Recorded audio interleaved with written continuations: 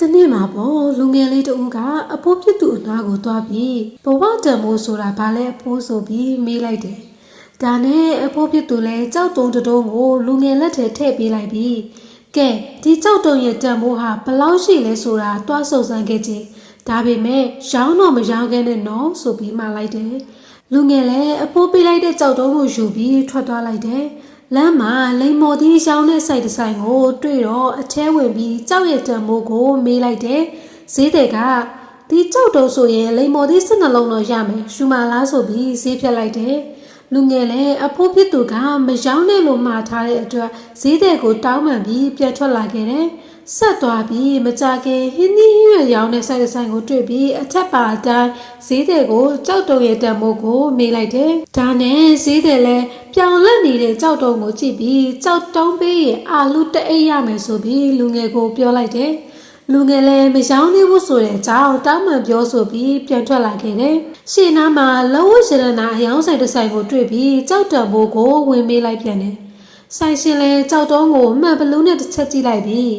ဒေါ်လာ350ပေးမယ်ဆိုပြီးလူငယ်ကိုကန့်လန့်လိုက်တယ်။လူငယ်လည်းကောင်းခါပြီးမရောင်းနိုင်သေးဘူးဆိုတဲ့အကြောင်းရှင်းပြတောင်းပန်ကဆိုင်ထဲကနေပြန်ထွက်လာခဲ့တယ်။ဒီလိုနဲ့ရှေ့ကိုဆက်ပြီးသွားလိုက်တဲ့အခါမှာတော့အဖိုးတန်ကြောင်းမြတ်ရတနာတွေရောင်းဝယ်တဲ့ဆိုင်ကြီးတစ်ဆိုင်ကိုတွေ့လိုက်တယ်။လူငယ်လည်းအလားတူပဲကြောက်ရတံမိုးကိုဝင်မေးလိုက်တယ်။ဆိုင်ပန်ရှင်ကတောက်ပြောင်နေတဲ့ဗရန်များကြီးကိုတွေ့လိုက်တဲ့အခါမှာ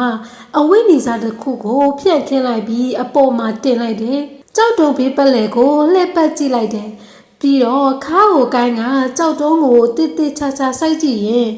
ဒီလောက်အဖိုးမဖြတ်နိုင်တဲ့ဗရန်များကြီးကိုဘယ်ကနေရလာတာလဲလို့လူငယ်ကိုမေးလိုက်တယ်။ကဘာကြီးတစ်ခုလုံးကိုရောင်းပြီးတော့ဝယ်မယ်ဆိုရင်တော့ဒီလောက်တန်ဖိုးကြီးတဲ့ဗရန်များကြီးကိုဝယ်နိုင်မှာမဟုတ်ဘူး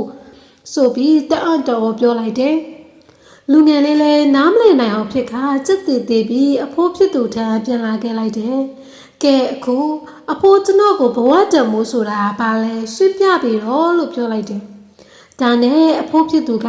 ဘဝတံမိုးကဘာလဲဆိုတာငါမြည်သွားခဲ့တဲ့လိမ်မော်သီးဆိုင်ဟင်းသီးဟင်းရွက်ဆိုင်လောဝရတနာဆိုင်နဲ့အဖိုးတန်ကြောင်းမြတ်ရတနာတွေရောင်းဝယ်တဲ့ဆိုင်တွေကအဖြစ်ပေးခဲ့ပြီမဟုတ်လား။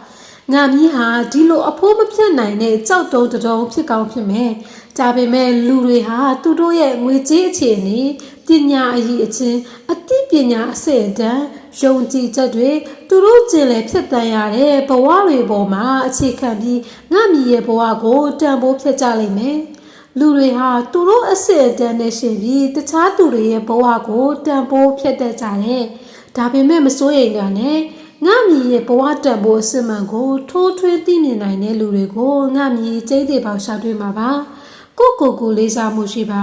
ငါမီးဟာငါမီးပါပဲဘဝကိုတန်ဖိုးထားတတ်ကြပါစေ။